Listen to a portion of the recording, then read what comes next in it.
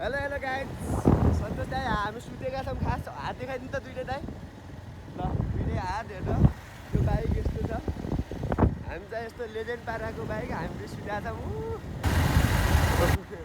bike तल आफै चलिरहेको छ गाइज हेर्नु बाइक आफै चलिरहेको छ दाई नङ कोट्टाइ राख्नु भएको छ यस्तो राइडर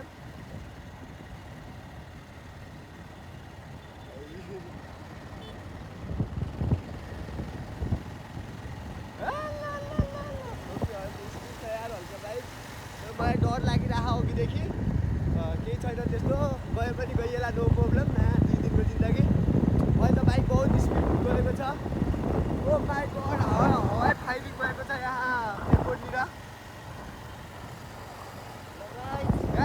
हामी त रकस्टारहरू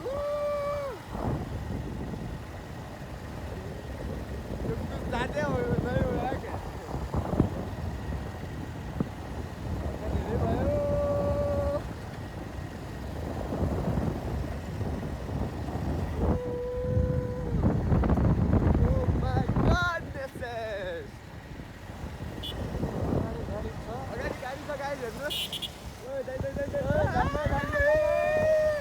हामीले हात छोडेर गाडी क्रस गरिदिएका छौँ त्यो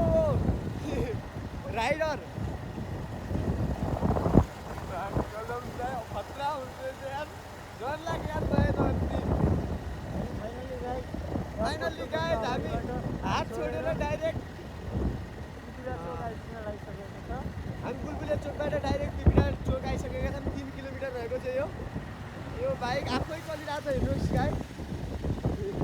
यो गाइज आफै चलिरहेको छ यो बाइक चाहिँ हामी यहाँ नो कन्ट्रोलिङ यहाँ हामी चाहिँ सुतेका छौँ यसरी निकै उसमा हिँडिहाल्दो रहेछ है यो बिबिरा चोक हो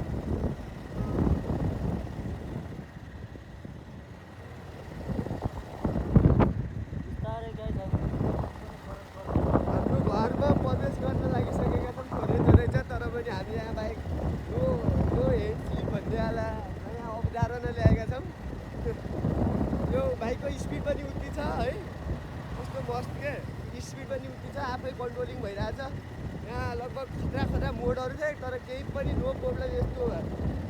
गाडी क्रस त गर्दैछ बस